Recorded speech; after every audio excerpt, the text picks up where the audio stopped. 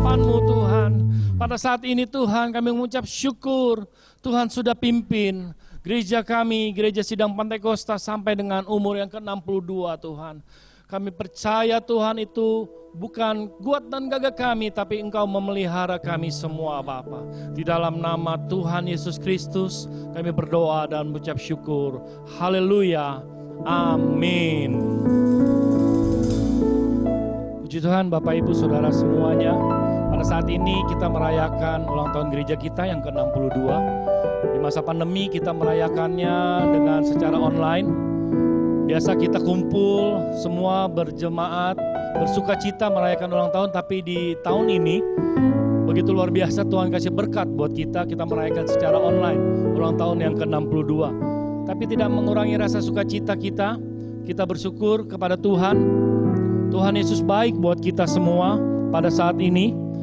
Kita merayakan sampai dengan umur yang ke-62 tahun. Itu bukan umur yang muda lagi. Kita mengucap syukur atas kebaikan Tuhan yang Tuhan sudah berikan buat gereja kita semua di SPDI Bandengan. Dan kita mengucap syukur akan hal itu. Tuhan Yesus baik buat kita. Haleluya.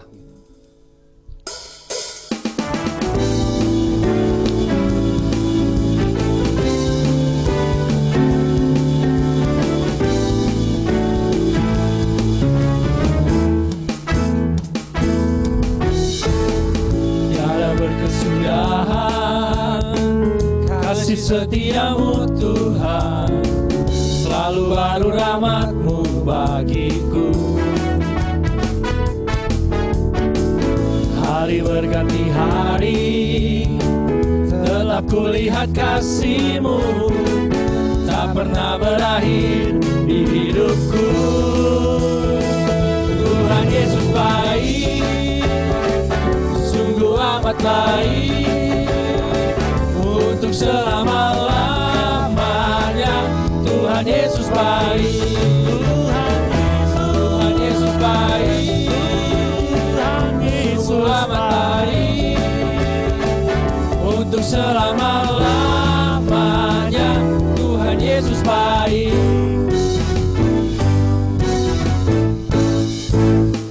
Tiada berkesudahan, tiada berkesudahan. Kasih setiamu Tuhan, selalu baru rahmat-Mu bagiku. Hari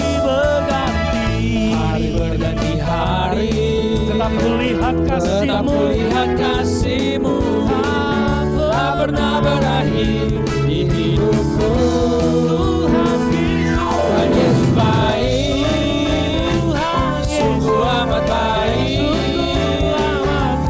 selama-lamanya. Tuhan Yesus baik, Tuhan Yesus baik, sungguh amat baik, untuk selama-lamanya. Tuhan Yesus baik. Haleluya. Bapak, kami mengucap syukur Tuhan, Engkau sangat baik buat gereja kami sampai Tuhan tambahkan umurnya ke-62. Haleluya. Yesus baik bagimu, Yesus baik bagiku, dulu, sekarang, dan selamanya. Ya sungguh baik. Yesus baik bagimu, Yesus baik bagiku, dulu, sekarang, dan selamanya. Ya sungguh baik. Tuhan Yesus baik, sungguh amat baik, selama-lamanya. Tuhan Yesus baik, Tuhan Yesus baik, sungguh amat baik, untuk selama-lamanya. Tuhan Yesus baik, dari selama-lamanya, untuk selama-lamanya, sampai selama-lamanya. Tuhan Yesus baik. Oh, haleluya. Terima kasih Tuhan, Tuhan Yesus baik. Haleluya.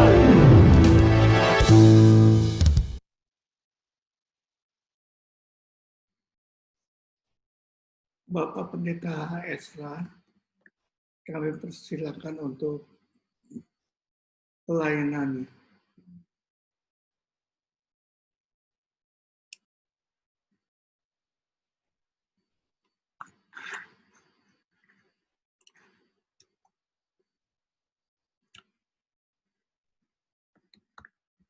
Silakan Pak Esra.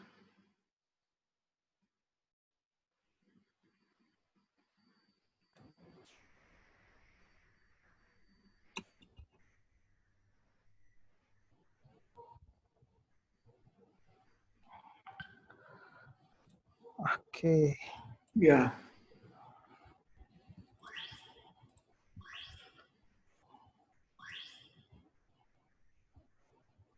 Shalom, salam sejahtera buat Bapak Ibu Saudara, jemaat sekalian, jemaat GSPDI Bandengan, Jakarta. Puji Tuhan bahwa kita bertemu lagi.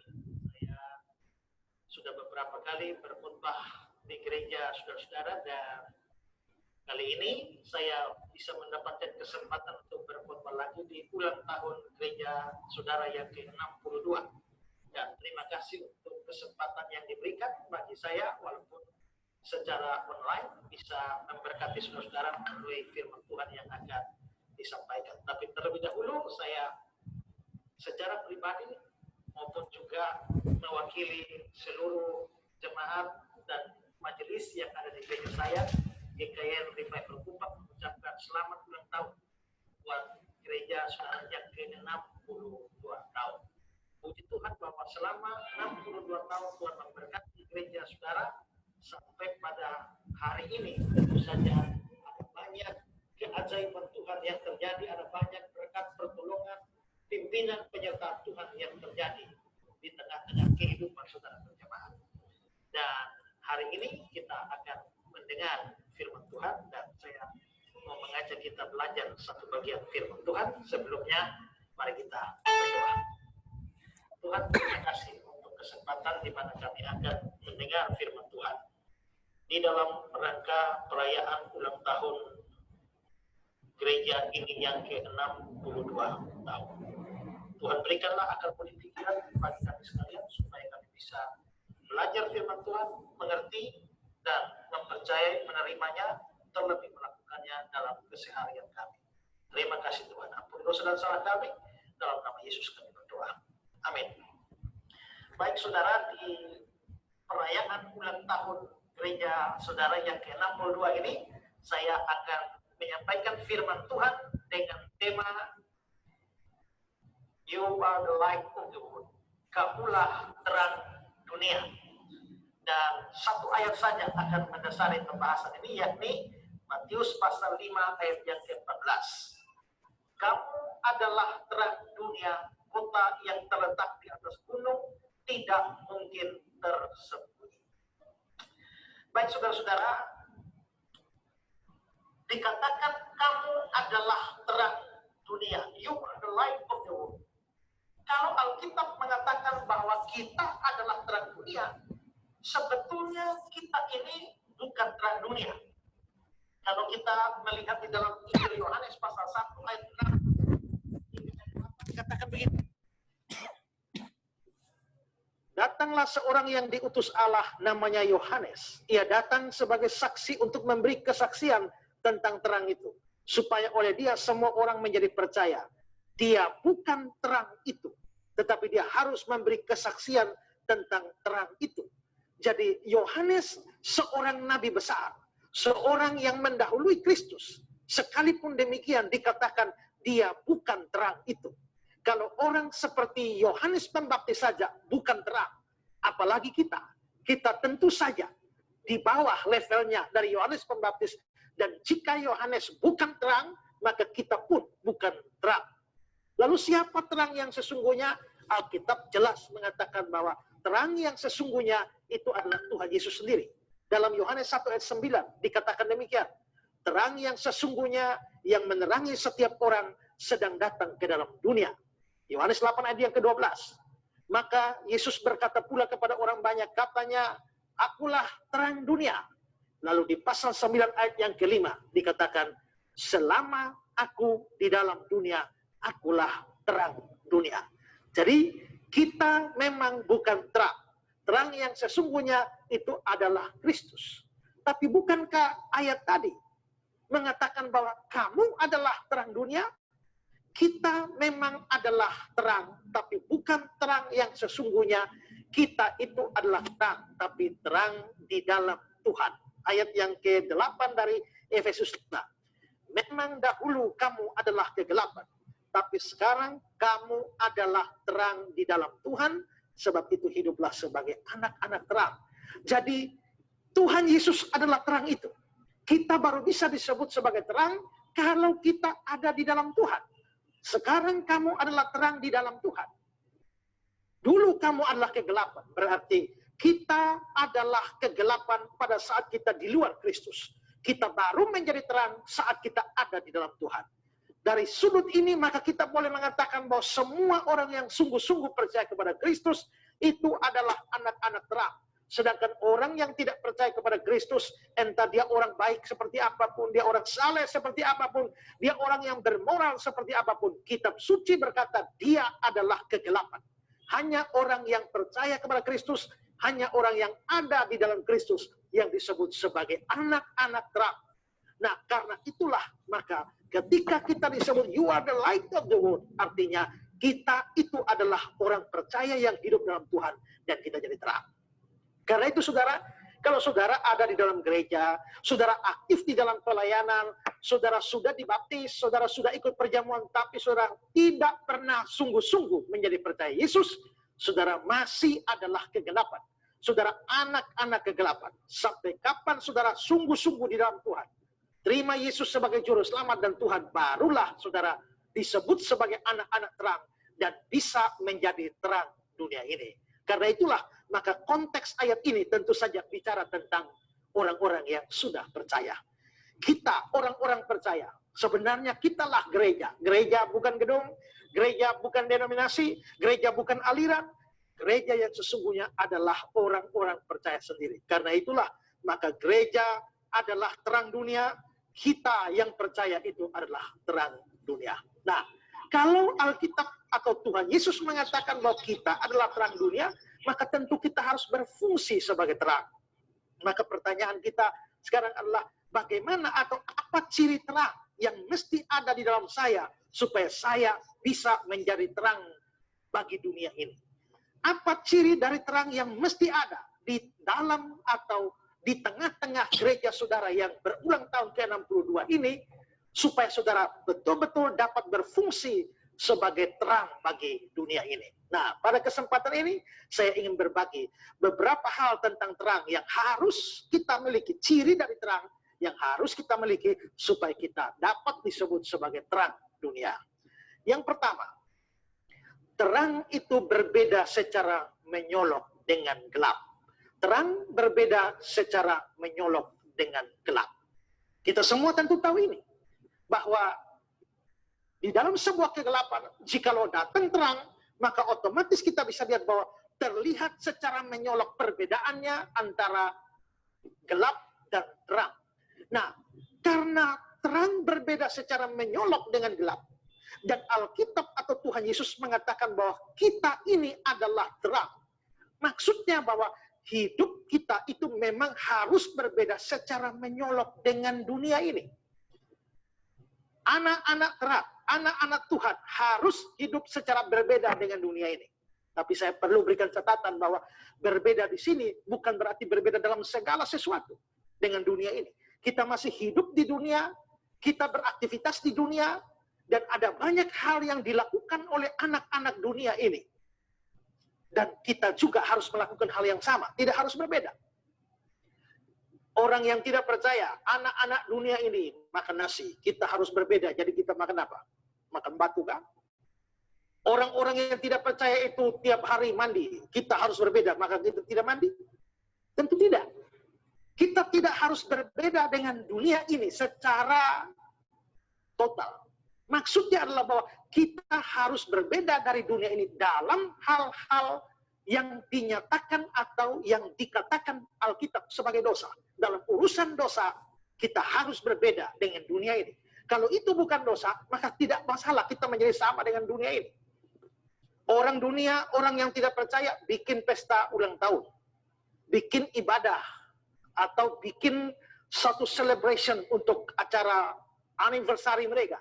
Tapi kita juga, apakah itu dosa? Tidak. Kalau begitu kita juga bisa membuat pesta ulang tahun atau semacam upacara-upacara, seremoni-seremoni, tidak masalah. Sepanjang itu bukan dosa.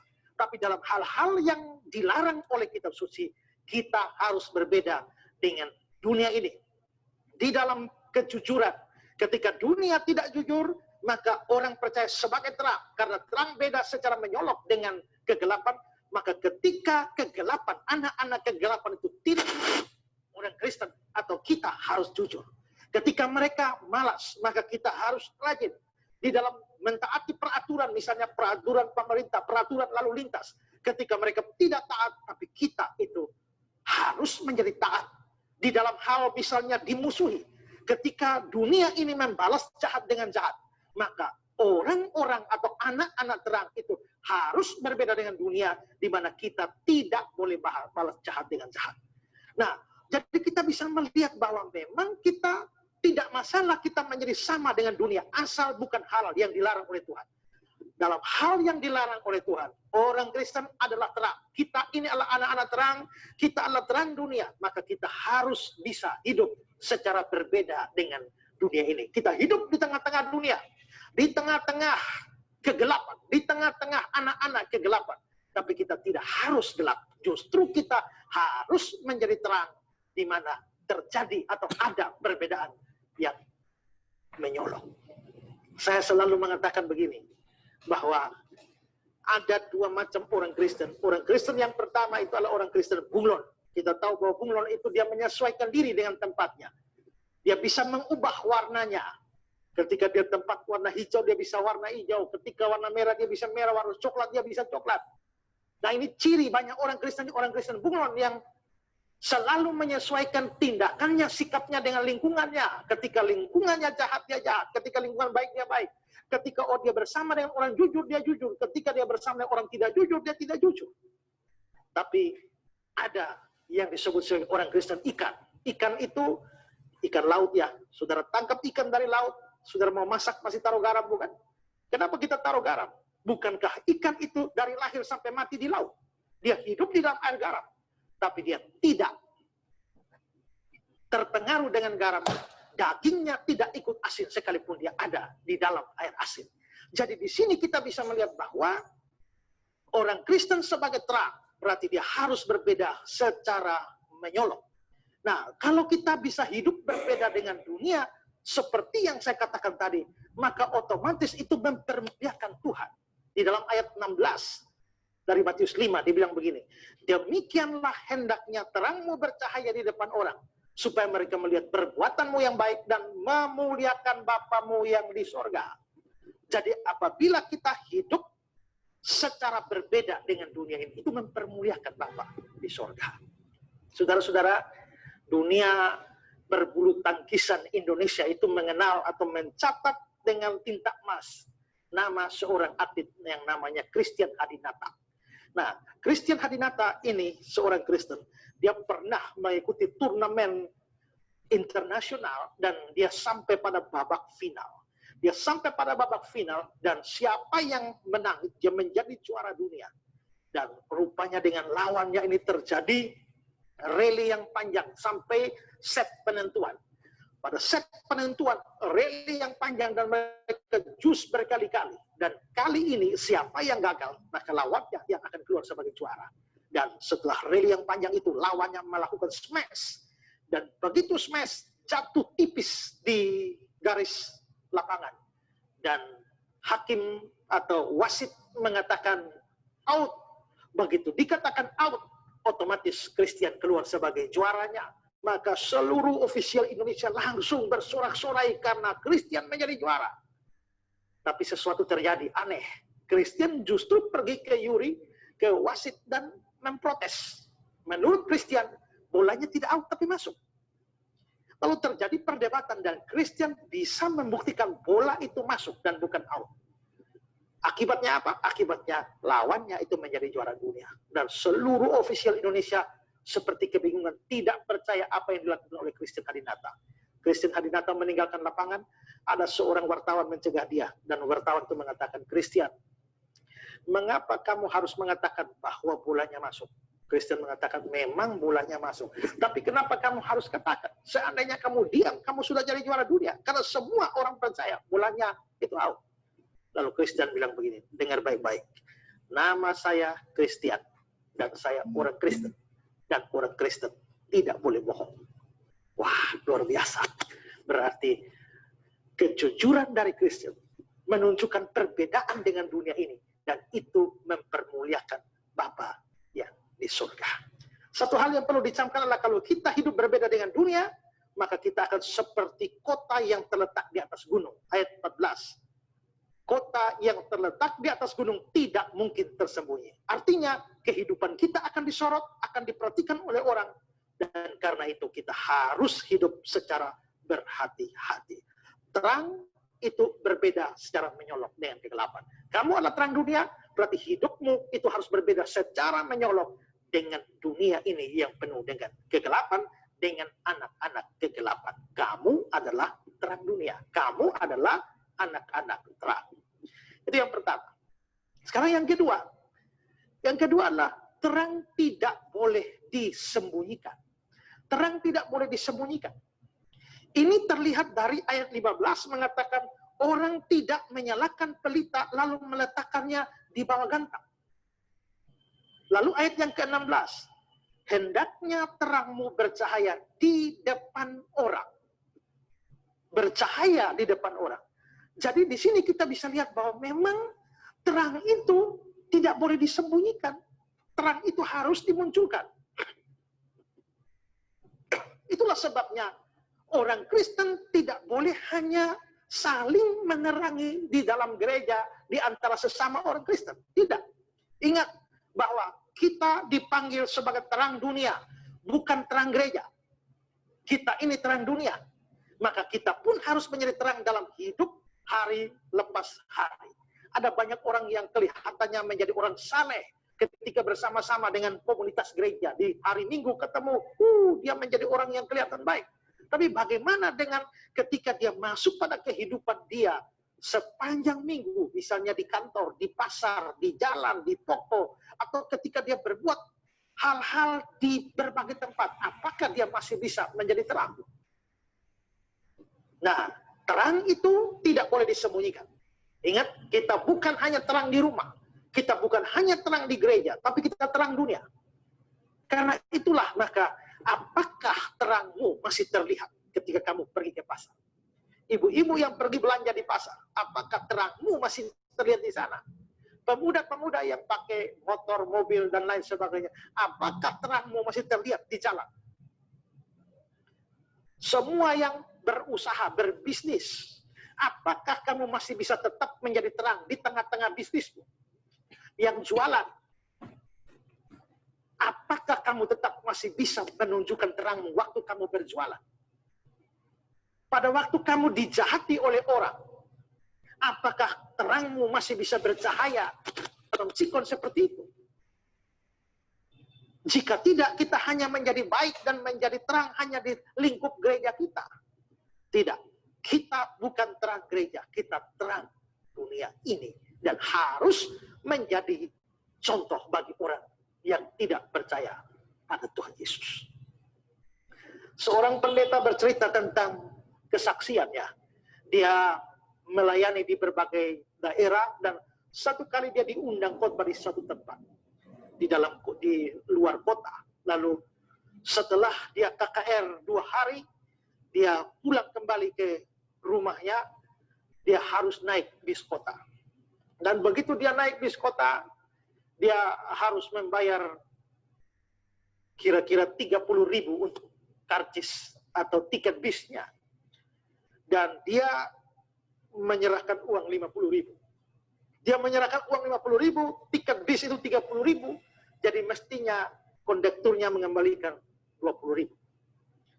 Tapi saudara, ternyata waktu pengembalian duitnya, kondekturnya kembalikan justru kelebihan, yakni 25.000. Pada waktu dikembalikan 25.000, pendeta ini lihat, dia tahu bahwa ada kelebihan 5.000. Jadi dia lalu berpikir kembalikan atau tidak, kembalikan atau tidak. Dia lalu muncul pikiran, tidak usahlah tuh, hanya 5.000 tidak membuat perusahaan di sini bangkrut. Tapi ada suara lain bilang kembalikan, biarpun itu 5.000, itu tetap harus dikembalikan. Nah, akhirnya dia panggil kondekturnya, dia katakan, dia tanya, berapa biayanya? 30.000. Tadi saya kasih uang 50.000, mestinya kamu kembalikan 20, tapi kamu ternyata mengembalikan 25.000. Nih, kelebihan 5.000 saya kembalikan. Begitu dia kembalikan, lalu kondektur terima duitnya, dan kondekturnya bilang, memang saya tahu Pak, ada kelebihan 5.000. Loh, maksudnya? Ya, saya memang sengaja melebihkan 5.000. Waktu Bapak, saya tahu Bapak pendeta, waktu Bapak KKR 2 hari yang lalu, saya ikut KKR Bapak 2 hari. Dan saya hanya ingin tahu, setelah Bapak berkhotbah dengan luar biasa, kira-kira dalam hal 5.000 rupiah, Bapak jujur atau tidak? Wah, saudara, bayangkan seandainya dia tidak kembalikan 5.000 rupiah itu, maka sia-sialah dia berkhotbah 2 hari dengan penuh semangat berapi-api. Kesaksiannya, terangnya menjadi rusak di atas bis. Nah, disinilah kita harus belajar bahwa kita, terang itu harus dinyatakan. Terang itu tidak boleh disembunyikan. Maka kita harus menjadi terang. Bukan hanya di rumah kita, bukan hanya di gereja kita, tapi bahkan di mana saja kita berada. Itu yang kedua. Lalu yang ketiga, saudara, terang itu memberi petunjuk. Kita tahu bahwa ketika orang berada dalam kegelapan, maka sebuah lilin itu dapat memberikan petunjuk. Atau sebuah lampu kecil sekalipun dapat memberi petunjuk jalan mana yang harus ditempuh dan jalan mana yang tidak boleh ditempuh. Nah, maka terang berfungsi sebagai memberi petunjuk. Menunjuk jalan yang benar. Maka kalau orang Kristen disebut sebagai terang dunia, you are the light of the world. Kita adalah terang dunia. Gereja adalah terang dunia. Maka gereja harus bisa memberikan petunjuk tentang jalan yang benar. Gereja harus bisa memberi petunjuk kepada dunia ini, kepada anak-anak kegelapan, jalan yang benar itu seperti apa. Nah, karena itulah maka kita sebagai orang Kristen, anggota jemaat, atau kita sebagai komunitas bersama GSPDI ini, yang berulang tahun ke-62 ini, pertanyaan bagi kita adalah, apakah kita secara pribadi atau gereja kita sudah memberikan atau menjadi petunjuk bagi dunia ini untuk menemukan jalan kebenaran. Maka di sini, memberikan petunjuk itu pertama-tama bisa dilakukan dengan cara beritakan Injil. Alkitab berkata bahwa ada jalan yang disangka orang lurus, padahal ujungnya menuju maut. Dan ada banyak orang memang sedang berjalan di dalam jalan kematian menuju maut, menuju neraka. Kita tahu bahwa Yesus Kristus satu-satunya jalan ke surga. Di luar Yesus, orang tidak bisa pergi ke surga. Di luar Yesus, semua orang menuju ke neraka. Berapa banyak orang yang mati setiap hari? Berapa banyak orang yang mati karena kecelakaan, mati karena penyakit, mati karena segala macam alasan yang lain. Dan tanpa Yesus semua pergi ke neraka. Itu berarti bahwa setiap hari neraka menerima banyak orang. Dan kita melihat ada banyak orang sedang antri menuju neraka. Jikalau kita adalah terang dunia, maka kita harus memberikan petunjuk kepada dunia ini. Jalan yang sesungguhnya, jalan yang benar, jalan yang menuju keselamatan itu di dalam Yesus. Jadi bagaimana caranya? Dengan cara beritakan Injil. Gereja ini sudah umur 62 tahun, sudah sangat lama. Beda, gereja saya baru 12 tahun. Ini boleh dikatakan gereja sudah senior sekali, 62 tahun. Tapi pertanyaannya adalah bahwa gereja ini masih setia beritakan Injil atau tidak. Kalau gereja tidak beritakan Injil, gereja gagal sebagai terang dunia yang memberikan petunjuk kepada dunia tentang jalan kebenaran. Dan saya berharap bahwa gereja ini setia untuk memberitakan Injil. Tapi seandainya semangat di dalam memberitakan Injil sudah kendor, maka ini perlu dibangunkan kembali untuk setia kepada pemberitaan Injil. Ada banyak orang, ada banyak gereja yang tidak lagi setia kepada pemberitaan Injil. Mereka bukan hanya tidak beritakan Injil, tapi memberitakan Injil yang lain. Memberitakan Injil yang tidak sejati. Seperti Injil yang dinyatakan dalam kitab suci. Banyak gereja membuang banyak duit untuk segala macam kegiatan, membangun gedung gereja yang super megah. Tapi pertanyaannya adalah mereka terlibat atau mengeluarkan uang mereka untuk pekerjaan pemberitaan Injil atau tidak. Maka ini penting sekali. Kita semua harus terlibat di dalam pemberitaan Injil. Tapi setelah pertama-tama memberitakan Injil, kita adalah terang dunia, kita juga bisa memberikan petunjuk. Mungkin bukan langsung pemberitaan Injil, tapi dalam hidup sehari-hari. Orang tua harus memberikan kepada anak contoh hidup yang benar. Orang tua harus memberikan petunjuk kepada anak-anak. Supaya bagaimana hidup di dalam Tuhan. Itu namanya menjadi terang bagi anak-anak. Seperti yang dikatakan dalam Amsal 22, ayat yang ke-6. Didiklah orang muda menurut jalan yang patut baginya. Maka pada masa tuanya dia pun tidak akan menyimpang dari jalan itu. Didiklah. Ada banyak anak muda, ada banyak anak-anak yang kurang ajar. Kenapa? Orang tua menyalahkan mereka, tapi orang tua tidak sadar bahwa semua juga adalah kegagalan mereka menjadi terang bagi anak-anak. Seandainya setiap orang tua menjadi terang bagi anak-anak, memberikan didikan, memberikan ajaran, maka tidak ada anak-anak yang menjadi kualat atau anak-anak yang kurang ajar. Menjadi terang, itu harus bisa memberi petunjuk. Kita bisa memberikan nasihat kepada orang-orang sekitar kita, memberikan solusi, memberikan pikiran-pikiran yang baik, memberikan didikan kepada anak-anak kita. Dan yang paling penting adalah memberitakan Injil kepada mereka. Karena terang itu memberi petunjuk. Lalu yang keempat. Yang keempat adalah terang makin dibutuhkan di tempat yang makin gelap. Terang makin dibutuhkan di tempat yang semakin gelap. Kalau ruangan tempat saya berada ini begitu terang benderang, lalu datang sebuah lilin, kelihatannya tidak terlalu menyolok dan tidak terlalu berfungsi. Tapi misalnya terjadi kegelapan, datang sebuah lilin, ya mati lampu semua, lalu datang lilin, itu sangat berguna. Makin gelap, lilin itu makin berguna. Misalnya sudah terdampar di hutan belantara, tidak bisa lihat apapun, maka terang yang kecil itu sangat berguna. Makin gelap, makin dibutuhkan terang. Maka analoginya, kalau kita ini adalah terang dunia, maka semakin dunia makin gelap. Di sebuah tempat di mana kegelapan secara rohani itu ada, maka kehadiran seorang Kristen itu sangat diperlukan. Ya, makin berdosa orang-orang di satu tempat, maka makin dibutuhkan anak-anak Tuhan, makin dibutuhkan orang Kristen untuk menerangi mereka.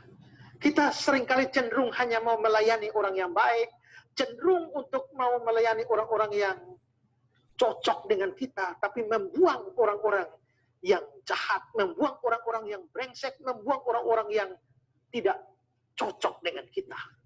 Mereka adalah kegelapan, seharusnya adalah kita ada di sana. Yesus tahu ada banyak orang yang hidup dalam kegelapan. Para pemungut cukai, para pelacur, yang hidup dalam kegelapan, tapi Yesus justru tidak membuang mereka. Dia ada di tengah-tengah mereka dan menjadi terang bagi mereka. Dan karenanya dia dikenal sebagai the friend of the sinner, sahabat orang-orang berdosa. Nah, karena itulah maka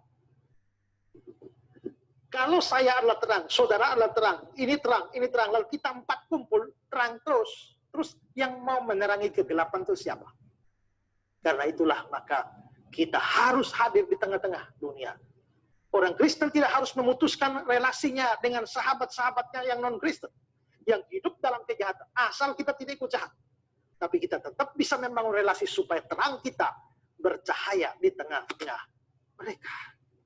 Saya teringat satu cerita dari Pendeta Yusuf Roni. Pendeta Yusuf Roni bercerita bahwa satu kali dia memimpin suatu ibadat, suatu perusahaan. Lalu setelah itu seorang pegawai datang meminta didoakan secara khusus. Apa pokok doanya? Dia bilang pokok doa dia katakan bahwa Pak, sebenarnya saya ini hadir di sini.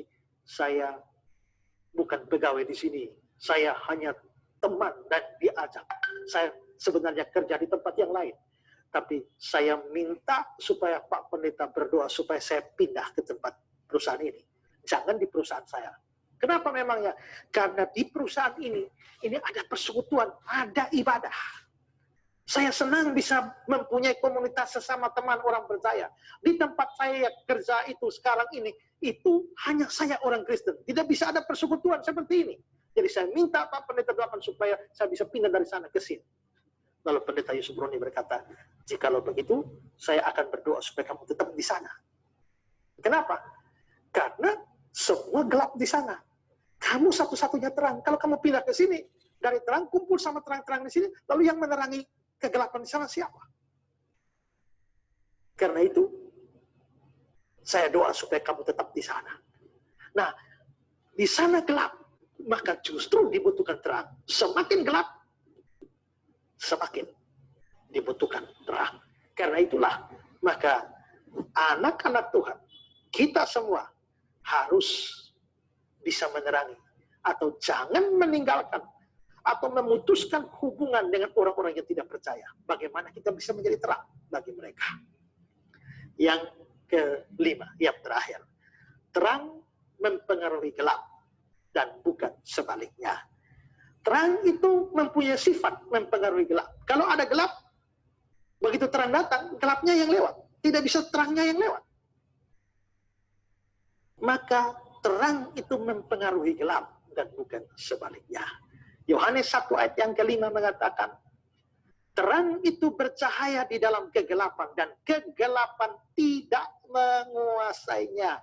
Kegelapan tidak menguasainya.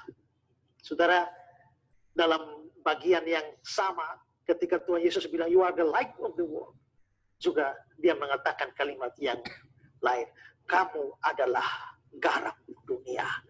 Nah, garam mempunyai sifat yang sama dengan terang, yaitu tidak dipengaruhi. Kalau ada sesuatu di sini, lalu ditaruh garam, maka yang ini menjadi asin. Tapi yang ini tidak membuat garam itu menjadi tidak asin. Jadi kita bisa melihat bahwa memang sama seperti garam, terang itu mempengaruhi dan bukan dipengaruhi. Nah, karena itulah maka ada banyak orang baik. Ketika bergaul dengan orang tidak baik, mereka jadi tidak baik. Ada banyak orang baik. Begitu bergaul dengan orang jahat, bukannya orang jahat jadi baik, yang baik jadi jahat. Ada banyak orang jujur. Begitu bergaul dengan orang yang suka berbohong, bukannya orang suka berbohong jadi jujur, si jujur itu jadi tukang bohong.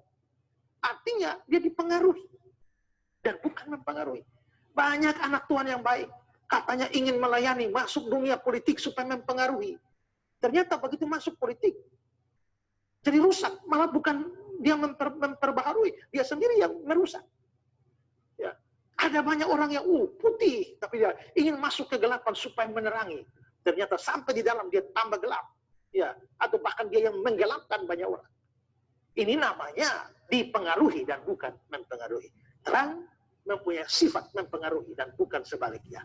Karena itu dalam hidup kita hari-hari, marilah kita belajar untuk mempengaruhi orang lain ke jalan yang benar.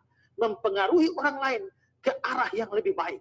Dan bukan sebaliknya dipengaruhi kepada jalan yang salah atau kehidupan yang lebih buruk. Maka di sini kita bisa melihat ada 5 ciri dari terang. Terang berbeda secara menyolok dengan kegelapan. Terang itu tidak boleh disembunyikan. Terang itu memberi petunjuk. Terang makin dibutuhkan di tempat yang semakin gelap. Dan terang mempengaruhi gelap dan bukan sebaliknya. You are the light of the world. Kamu adalah terang dunia. Semua jemaat yang sungguh-sungguh sudah percaya Yesus, kamu adalah terang dunia.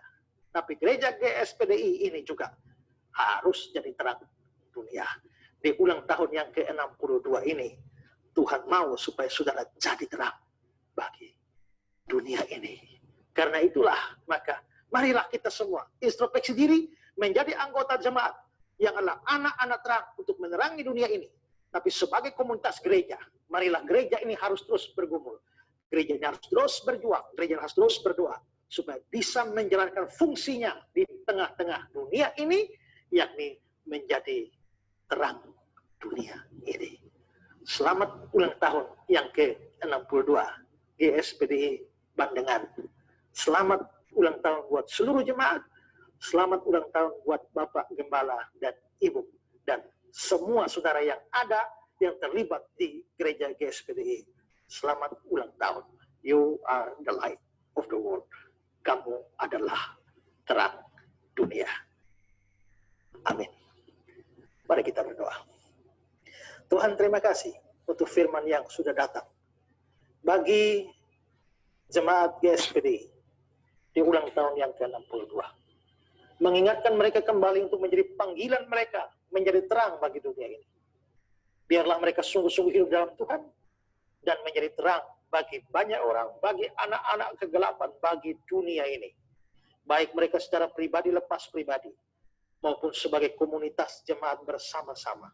Kami berdoa, biarlah Tuhan pakai gereja ini menjadi terang bagi banyak orang, menuntun banyak orang kepada kebenaran dan terang yang sesungguhnya, yaitu Tuhan Yesus Kristus sendiri. Terima kasih Tuhan. Dalam nama Yesus, kami sudah berdoa. Amin.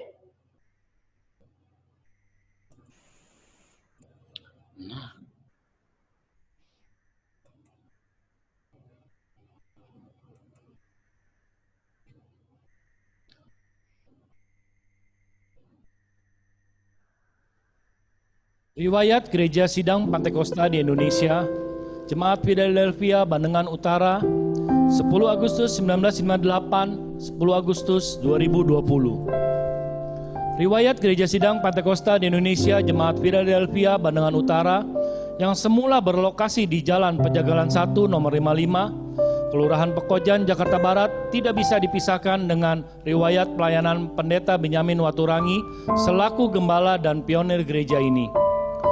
Pendeta Benyamin Waturangi telah mengenal Yesus di kota kelahirannya Cirebon. Semenjak kecil, melalui nyonya Cio Tuanyo, budenya almarhumah, kakak perempuan dari Bapak Cio Han Hin, kemudian ganti nama menjadi Ishak Waturangi, ayahnya. Budenya ini adalah anggota Gereja Pantekosta di Indonesia Jalan Talang nomor 9 Cirebon yang sangat taat dan saleh. Pada tanggal 23 Mei 1952, Pendeta Benyamin Waturangi yang dahulu bernama Cio Lianggi pindah ke Jakarta mengikuti ayahnya yang beberapa tahun sebelumnya terlebih dahulu telah meninggalkan Cirebon. Cio Lianggi pada tahun 1952 sampai dengan 1954 bersekolah di SD Kristen Sinar Masehi di Jalan Pejagalan 1 nomor 3, Kelurahan Pekojan, Jakarta Barat. Pada tahun 1954 sampai dengan 1957 bersekolah di SMP Negeri 5, Jalan Dr. Sutomo nomor 5, Jakarta Pusat. Alumni SMPN 5 sekitar tahun-tahun tersebut sampai sekarang masih bergaul erat dalam suatu paguyuban yang aktif dan dinamis.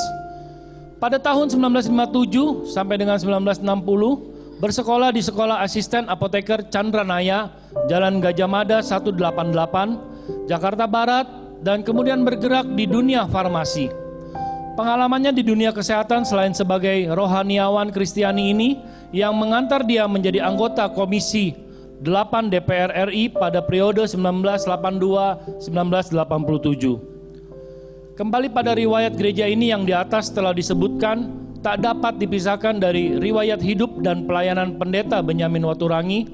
Maka pada tahun 1958, sebagai pemuda yang berumur hampir 20 tahun, dengan menggebu-gebu dia berusaha keras melayani Tuhan, khususnya di sekolah minggu.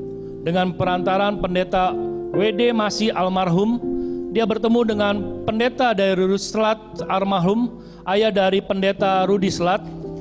Oleh Pendeta Darius Slat, dia ditugasi untuk mencari tempat yang bisa digunakan untuk kebaktian. Dia bertemu dengan Bapak Chong Chu Kam, anggota Majelis GKI Perniagaan yang berbahasa Hokkien. Setelah mengerti akan maksud yang baik ini, Bapak Chong Chu Kam mengizinkan Pendeta Benyamin Waturangi untuk memakai rumahnya di Jalan Pejagalan 1 nomor 55, Kelurahan Pekojan. Untuk tempat kebaktian pada tanggal 10 Agustus 1958, sekolah minggu diadakan pada jam 16.00 dan kebaktian umum pada jam 19.00.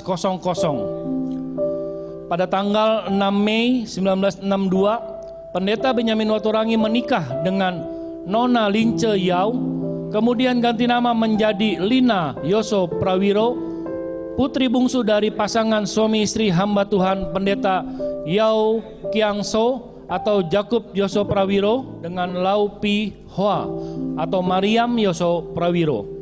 Dalam pernikahan mereka ini, Pendeta Benyamin dan Ibu Lina dikaruniai 7 orang anak, 2 laki-laki dan 5 perempuan, dengan 7 orang menantu, dengan 12 orang cucu, 5 laki-laki dan 7 perempuan. Pada tahun 1965, Bapak Pendeta Yakub Yoso Prawiro datang ke Jakarta dari Cirebon untuk bersama-sama Pendeta Benyamin Waturangi melayani pekerjaan Tuhan di Gereja Sidang Pantekosta di Indonesia. Sekitar akhir tahun 1965 atau awal tahun 1966, kami menemukan sebidang tanah garapan yang dikuasai oleh Bapak Lim Ting Sin yang kemudian dibeli dengan harga Rp10.000. Tanah ini telah dinubuatkan sertifikasinya atas nama Gereja Pantekosta Indonesia dari Kantor Agraria, sekarang BPN atau Badan Pertanahan Nasional. Mulai pertengahan tahun 1966, gedung gereja secara perlahan dibangun disesuaikan dengan kemampuan keuangan. Setelah pembangunan gedung gereja di Bandengan Utara 1, Gang Langgar, nomor 3, RT 9 RW 12, Kelurahan Pekojan ini selesai, kebaktian hari Minggu diselenggarakan 2 kali, yaitu pagi di Gang Langgar dan sore tetap di Pejagalan 1 nomor 55. Kebaktian di situ baru dihentikan pada saat rumah di Pejagalan 1 nomor 55 itu dijual pada tahun 1972. Setelah melayani dengan setia dan dengan penuh semangat, Bapak Pendeta Yakub Yoso Prawiro dipanggil Tuhan pada tanggal 6 April 1969 dan Ibu Mariam pada tanggal 2 Mei 1988. Pada bulan Maret 1972, Bapak Pendeta Martin Toris bersama Ibu Ida dan 2 orang putra mereka yaitu Belly dan Ernest datang ke Bandengan Utara 1, Gang Langgar nomor 3 untuk membantu melayani. Sedangkan Clementina lahir di Jakarta pada tanggal 9 Mei 1973. Semenjak tahun 1972 itu, Pendeta Martin Toris sekeluarga dengan setia dan penuh kesungguhan melayani sampai sekarang. Sejak tahun 2000 sampai 2007, keluarga Toris melayani jemaat di Pagar Buana, Tulang Bawang, Lampung.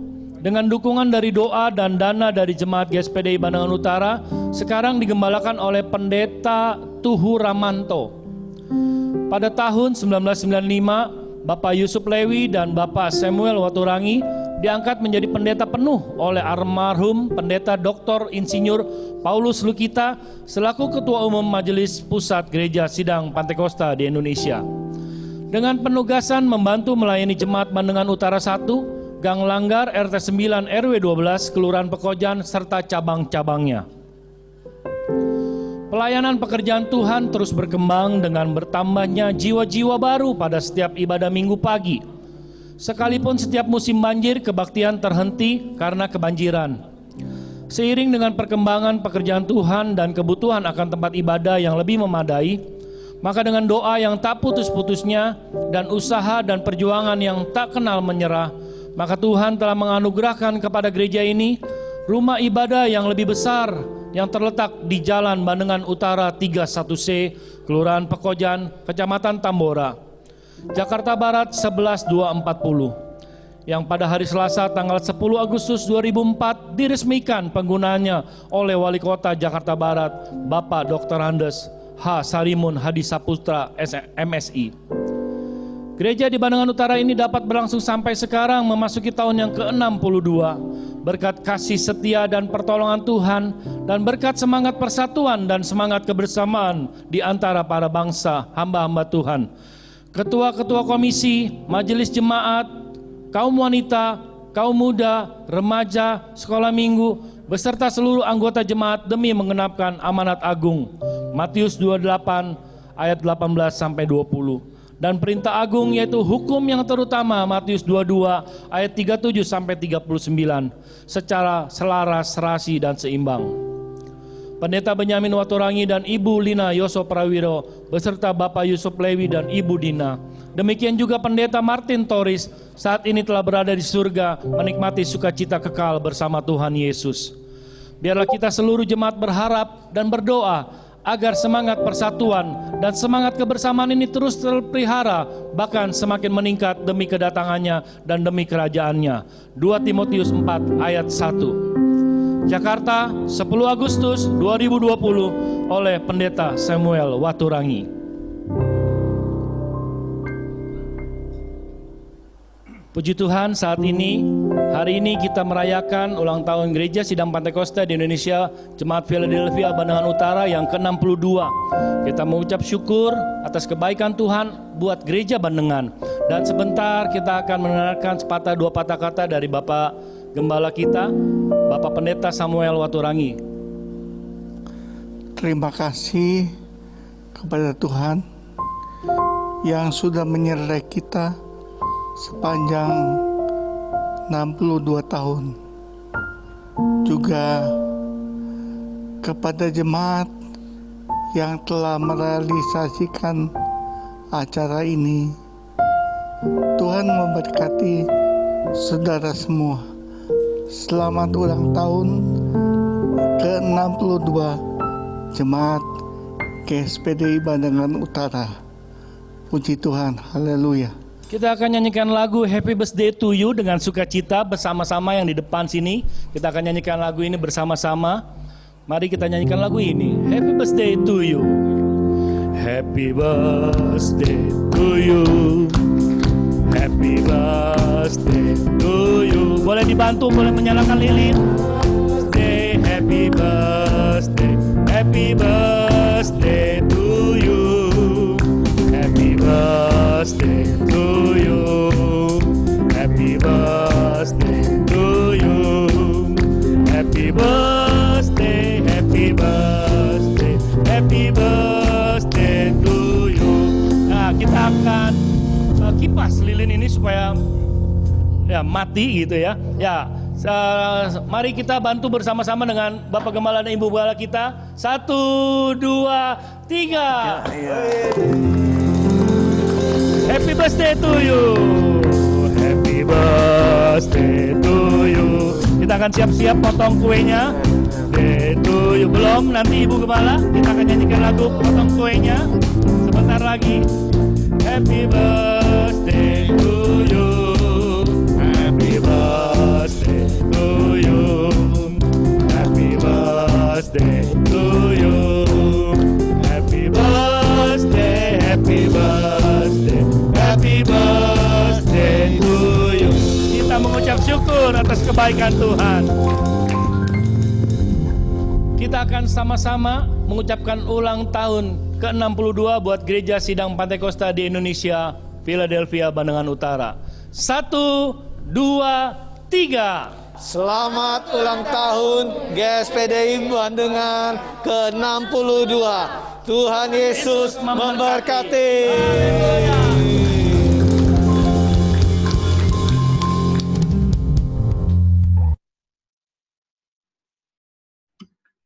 Puji Tuhan, haleluya.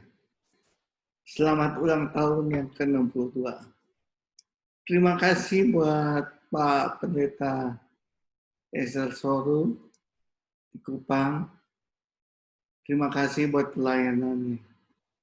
Biar jemaat GSPDI menjadi terang di dalam dunia yang gelap ini.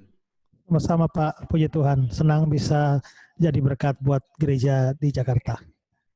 Puji Tuhan. Haleluya. Pada semua jemaat, mari kita tundukkan kepala. Bapa kami dalam surga, terima kasih Tuhan.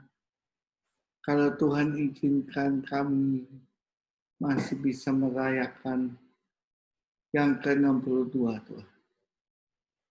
Terima kasih Tuhan buat kasih dan kemurahan-Mu Tuhan. Saudara-saudara yang diberkati Tuhan, seluruh sidang jemaat, jangan engkau menjadi khawatir dan takut oleh karena keadaan yang semakin mencekam. Biarlah kau serahkan segala kehidupanmu dalam tangan Tuhan. Karena di dalam Tuhan kita mengalami damai sejahtera. Saudara-saudara, mari kita berpisah satu dengan yang lain dalam kasih ilahi, kasih agape, kasih yang tidak berkesudahan, menyertai saudara semua, hari ini, besok, sampai selama-lamanya. Dalam nama Bapa, Anak, dan Roh Kudus, dalam nama Tuhan Yesus, semua orang percaya berkata, amin, haleluya. Selamat Tuhan ulang tahun. berkati. Tuhan Yesus memberkati. Haleluya. Selamat Terima kasih Pak Esra. Terima kasih Pak Esra Soru, terima kasih. Ya, sama-sama, puji Tuhan. Selamat ulang tahun ya. Ya, terima kasih Pak Esra. Ya. Terima kasih tim multimedia yang sudah bersusah payah untuk merekam.